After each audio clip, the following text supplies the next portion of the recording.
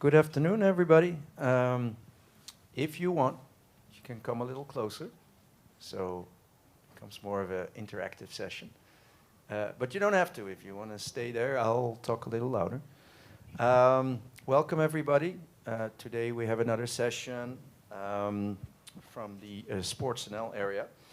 We're going to talk about smart tech and its role in modern football to boost fan engagement, hospitality, and safety.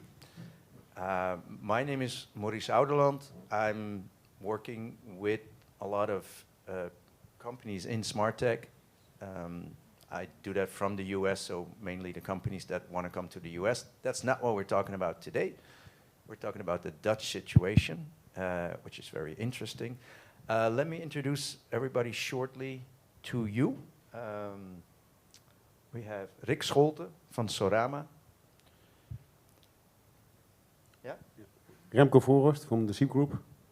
Houssin Bezzai from the Dutch FA. Jonas, Heyman, RKC Waalwijk. Okay.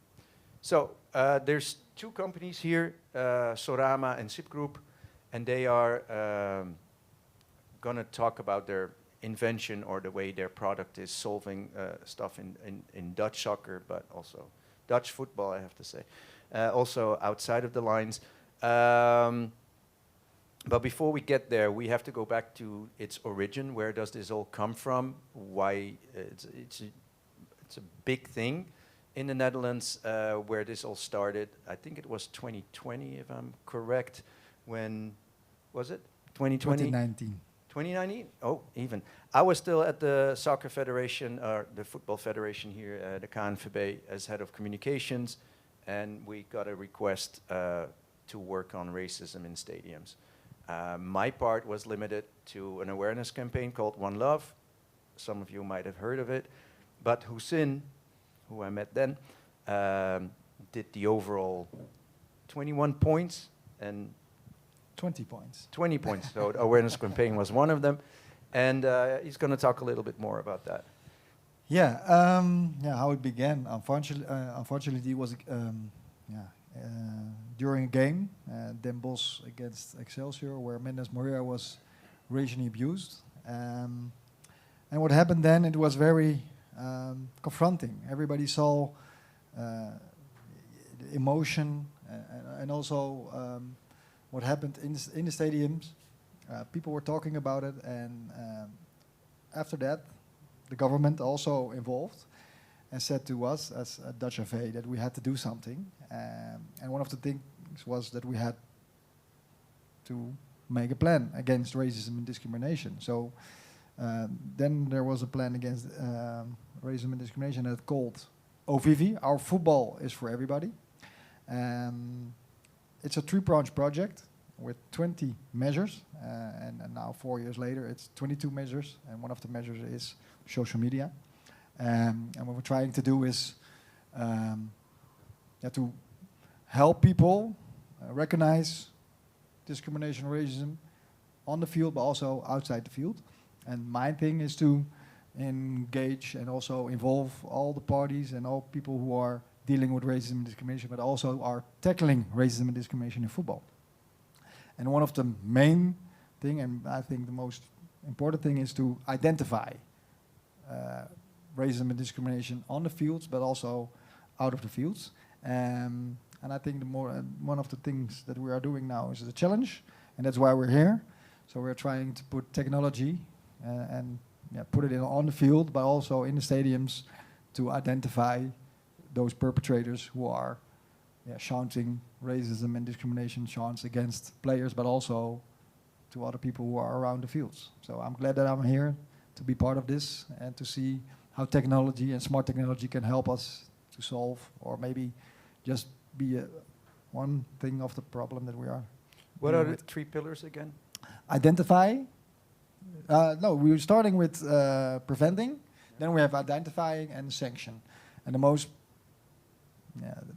for me, it's the most important thing to be on the front, to help people be aware of what we're doing to others and saying to others, because a lot of people are doing this from ignorance. People don't know how it is to feel racism and to have something that is hurting you.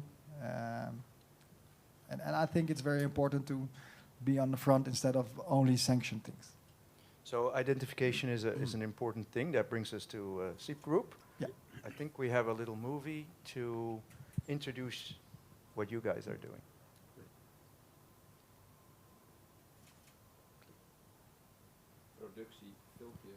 Someone should press play, I think. There it is. Identity-based access offers advantages in hospitality and a safe stadium experience. This form of personalized and secure access is used in Dutch soccer stadiums facilitated by Siip Group in partnership with the Royal Dutch Football Association and Sport Innovator. Siip's identity-based access is available to soccer clubs through a fan app. After a one-time, simple registration in the fan app with a valid ID, the access right is linked to a verified identity. This makes the access right truly personal. Plus, it can be easily shared with family and friends. With the digital ticket, fans get easy and quick access to the stadium. In this way, identity-based access offers fans great convenience. It also allows the club to know who is actually visiting the stadium, to stay in closer contact with these fans, and to grow their fan base. Identity-based access is scalable and works with ticketing and access control providers, and can be used to enforce stadium bans. The use of Siip's identity-based access is legally approved and privacy compliant. So that's you guys. It started at Pek Zwolle, if I'm correct. Yeah, it was in early 2022, and we were asked to join the request to help OVV. And now we are now, I think, a proud tech member of this community. Actually, when we got the question, the first question we want to have an answer on is who is into the stadium. And that's not only based on safety, but it's also based on building a community. And so we started thinking about actually those two pillars, where normally what we see in football is that there is a separation between safety and community building, where safety actually one is kind of Fort Knox, and the marketing and the community builders, they want to have a Disneyland. And actually we think it's you can combine those two if the flow is completely aligned with your club and the experience of your club. So what we did is we made a tool where it's a patented tool which we use in Europe, where we connect the identity of a visitor to the right of access. And that's a complete linked and locked system. But what we did is that you can easily transfer the right of access as well. And what in the end happens is that the stadium knows, or the club knows, who is in the stadium, who are my visitors. So for community building, it's a huge tool. But also for OVV, it's a huge advantage to see if someone does something wrong, so you can talk to them, so you know who's there, and you can start address the problem to them as well. Okay, so that's two sides of the medal. So on one side, you know who's in your stadium, and on the other hand, you can also offer solutions to that person, like an extra hot dog or something. We'll get to that second part a little later, because Sorama also goes to both sides of this. Before I go to Jonas, but I do want to know, is this privacy approved? Do you know me by name if I go into a stadium, or do you know me as Mr. Person? No, what we did, first of all, it's completely GDPR and AVG, which is Dutch GDPR compliant. So we minimize the data which we need. Actually, it's the same data which you normally would use to make an account with a football club. So it's your first name, last name, date of birth, and it's your picture, but it's a valid ID picture, and we have validated that data. Okay, just to make sure, because that might be a question raising, like, hey, privacy. Good. Jonas, racism in stadiums, how is that in Belgium? You have experience with that. Thank you. Racism is very difficult to know because you have not the noise and the voice of people. You always have the video with the CCTV. And when you want to have someone to give them a stadium ban, you also need the noise and the voice of what they shout. Because last time, I think 2 months ago, 3 months ago, we played again Ajax Amsterdam, and there was a person who were shouting for a penalty to the player who gave the penalty, and it was very difficult to give them the stadium ban because he pronounced everything what we don't want to know, and he don't shout, and when you don't have the noise, it's difficult. And the second part, that's also the evolution of the victims that we see. A few years ago, there was only shouting from the stadium, and there was only writing down on social media. But supporters don't accept anymore that they can lose a game. So from the shouting on social media, we see that they also act, and they want to run on the pitch to give that they are not agree with the result.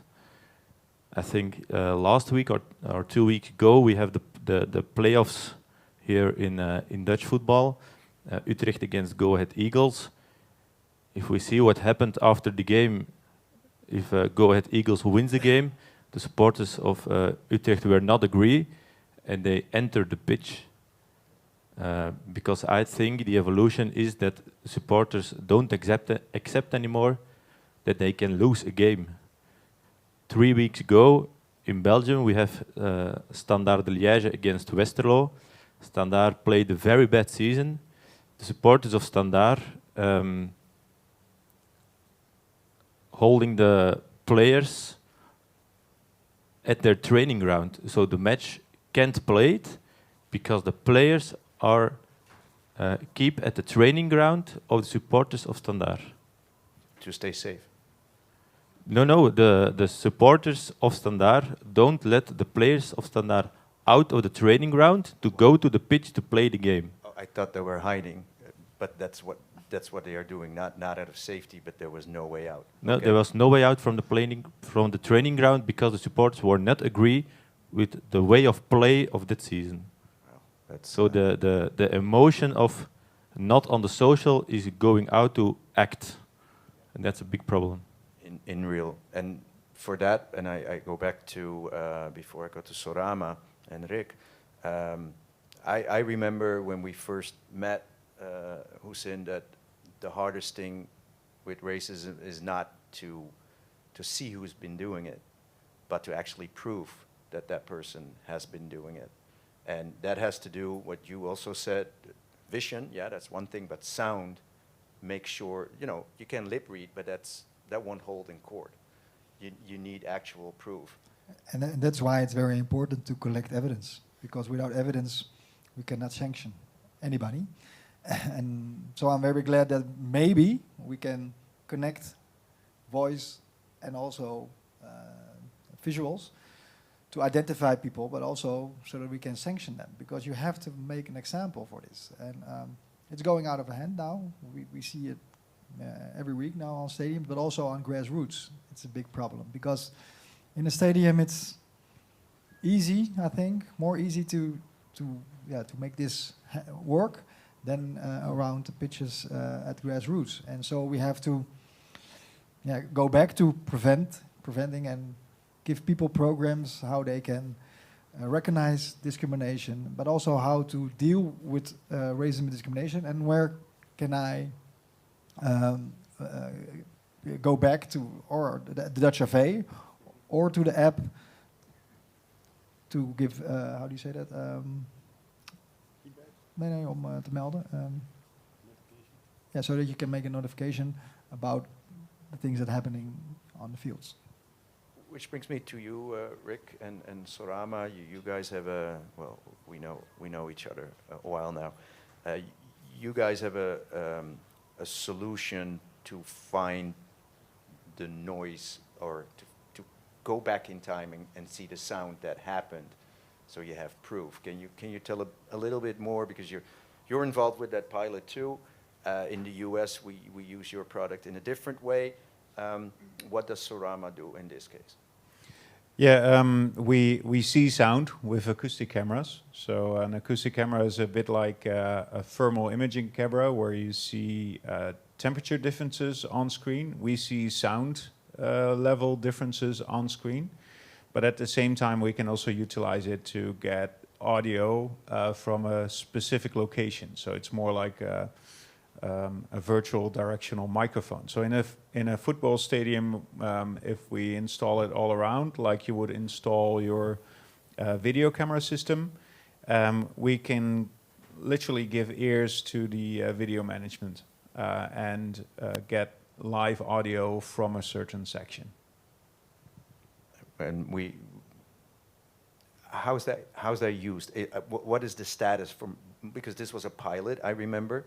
Is it still in pilot phase, or is it actually used at the already? Philips Stadium in Eindhoven? It's every game it's in use by the security department. They have their own dashboard where they can also themselves click on any of the 55 seating areas of the stadium, get the live audio from it, and at the same time we have trained audio AI to recognize the fan songs, so the positive fan songs. And if the AI does not recognize the fan song, it gives an anomaly. And that's a trigger for the security people to listen into. So there's a person in the loop to listen into, and that's every game it's being used by PSV. There are still some steps to be taken because it's not yet fully integrated into the full video management system. So we could even control cameras based on the sound detections. And at the same time, also on the part of the government and of legislation, there's still some things to be done to really use this as proof in court. And how is that for you, Remco? How is the, you started with Pek Zwolle. I think the pilot is somewhere else too. I don't know if you can mention that, but what is the status right now? Yeah, it's a two-way status. It's a technical status. So technically, it's not a pilot anymore. So technically, it works actually flawlessly. And now it's time to grow into to other stadiums. But at the other end, there is a pilot because there's also a soft side on it. You have to implement it into a stadium. People have to experience it. It needs a technical implementation into a club. It takes a little bit of time. So next year, there are now 11 clubs, where at the minimum of 8 clubs will join what we call a pilot, and then at the end of that pilot period, the complete stadium has to use identity-based access to get into the stadium. And what we see as well now is that because of the success of the technical side of the product, that there are cities which make it mandatory into the permit to get a permit to organize the soccer matches or the football matches. So it's getting mandatory as well because it gives a huge benefit. And for us, it's very important to scale up so that we can see how it works at different stadiums with different capacity. So it's very important to see that it works also in different stadiums and also how many people there are in stadiums. So we're glad that we are evolving, but it takes a long time. Yeah, and what was actually the biggest plus which we gained from the first pilot at Pek Zwolle, that approximately 60% of the people were using it pure on the positive side. It gave benefits, so they adopted it on the benefits, so it was not mandatory yet, and that's a huge adoption. Yeah, so for us, I mean, it's now Philips Stadium. We're also selling it to the US, to the NBA, and there it's used because we can also see the sound of the fans and how loud they are. It's used for fan engagement. And that's actually also how European football clubs and also the Dutch football clubs can make money with a system like this on the commercial side, as well as with the same installation, make sure security improves. So that's one of the critical things we're also looking at to scale it up much quicker than it's being done right now. Because oftentimes security is kind of like, on the bottom side of the budgets. When things go wrong, all of a sudden they have budget. But being able to see sound and create fan engagements with it really brings in also extra sponsorships, money for the clubs, but also improves the atmosphere, and that will hopefully also prevent most of the unwanted things from happening. So we see it as a combination, but it's also you need to physically install acoustic cameras in your stadium. So it's those are big investments or relatively big investments. So it's also looking at how you can benefit as a club and not only have a budget for your safety. It's an interesting two-sided thing. I like that a lot when I first got introduced to Sorama and also to Siip Group, because even there's the double side thing. There's a little movie about Sorama as well, I believe. Stadiums get a superpower. See sound. Ladies and gentlemen, welcome to the future of fan engagement. Meet Sorama, the acoustic camera platform revolutionizing sports and entertainment. How? By turning sound into a visual spectacle. Imagine this: sports stadiums and arenas transformed into vibrant canvases of sound. Sorama's cutting-edge technology localizes, maps, and analyzes every cheer, every chant. The result? A heat map-like visualization that pinpoints the exact moment your fans erupt with excitement. But it doesn't stop there. Brace yourselves for next-level engagement. Make Some Noise games takes center stage. Fans compete to be the loudest, the proudest. Who will claim the title of the most enthusiastic supporter? And here's the game changer, tying fan sound engagement to loyalty apps and programs. Imagine earning points for every cheer, every clap. The more engaged you are, the more rewards you unlock. It's a win-win. Safety matters. Sorama's installation isn't just about cheers, it's about vigilance. AI-powered audio classifiers detect unwanted chanting, unruly behavior. Troublemakers beware. The silent guardians are watching. From the roar of the crowd to the beat of your heart, Sorama transforms stadiums into symphonies. So, let's see sound together. I think it's beautiful because you have two sides of this. You can reward people, but also hear things that are not allowed in stadiums, so that you also can identify and section those people. So for me, it's very nice to see that we are going on gadget engagement, and then after that, there's the two sides of. For me, for the ones that don't know me, my job is to bring Dutch companies to the US that are from a sports background. So I know these two very well. And when I first heard about it, I was like, okay, so we have a Dutch company that's going to help Americans with fan engagement and community building. What? That's so American as American can be. But it's the little niche that they fill in, and I'm proud to sit next to them again, and we've spoken before. That is pretty unique. So I want to go back to the safety part, or the regulator part a little bit more, because okay, so we have discrimination, racism. That's part of the program of you, Houssin. Our football is for everyone.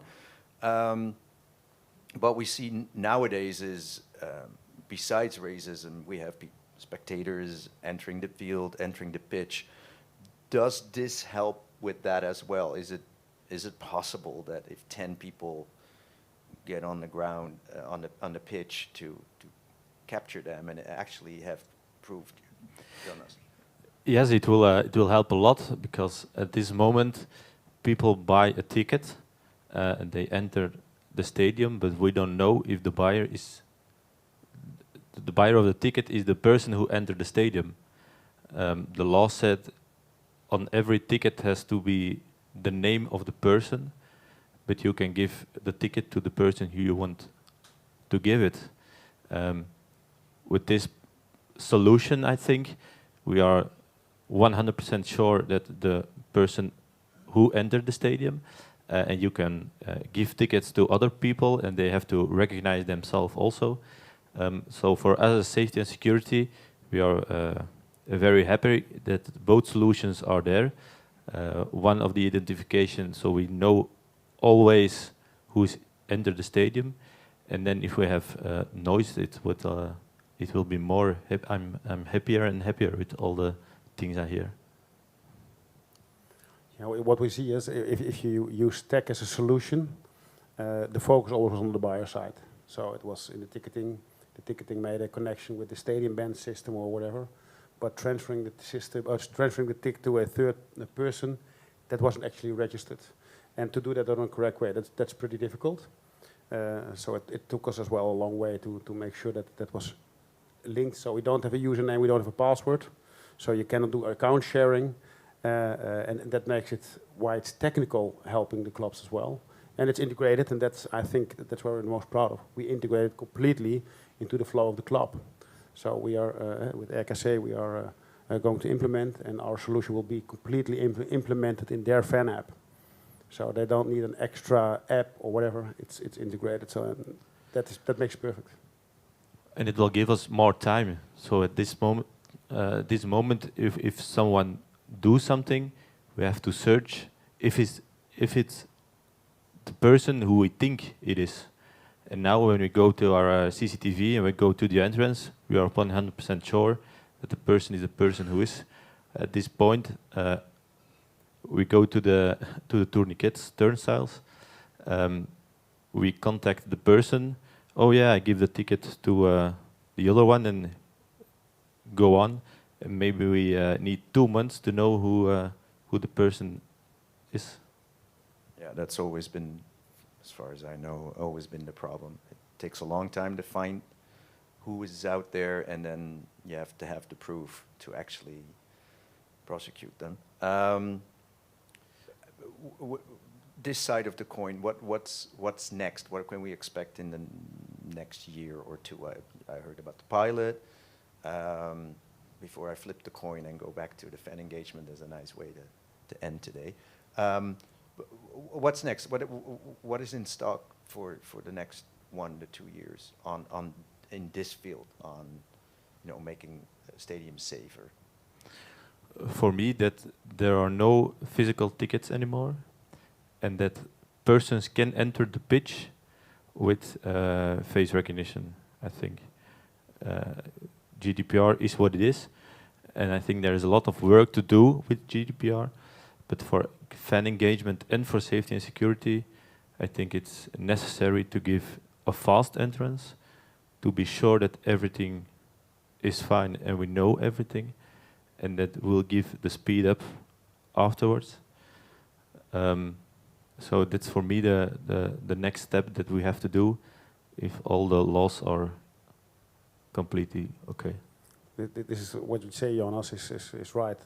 We hear from a lot of clubs that biometrics could be a solution, but what we say is actually that the laws in Europe, and in the Netherlands specifically, is going the other way around. So it's moving away from biometrics. In June last year, there was a European law which actually forbids biometrics in public spaces.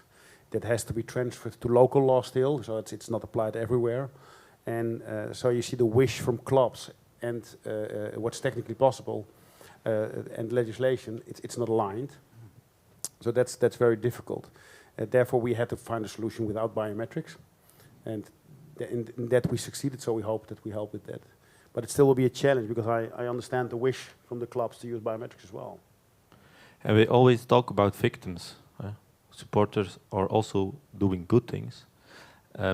So this can also help us if there is someone necessary who is injured or had a heart fall. So we need to contact the family of the person. And if you are 100% sure who is the person, we can quick contact the family of the person. So it's not always bad if we know the information of the person. It can also help them. I have a question, and maybe it's a question that you have there as well. But I understand the privacy thing, but a stadium to me is like a house, and there's an owner. Is the owner not allowed to say, in my house, I want these rules and I want it to be safe, so I am going to do this? No, because you are, yes, at one level, but you have the laws of your opinion, you have the laws of the country where you work in. So that's also necessary to follow those laws.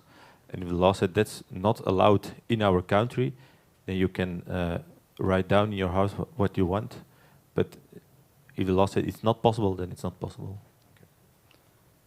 I want to switch to the other side of the coin because I think that's very interesting as well. So with Siip Group's solution, you know who's in the stadium, you know that person X, you know who he is, but he's in the stadium, he's always bringing his wife and his 2 children, so you can make him tailor-made offers. Like, okay, if I want him in the stadium earlier, I'm gonna send him a message and say, hey, if you come 1 hour before the game, you get 4 hot dogs for the price of 3. Is that something you look into, or is that something already happening? Is it possible?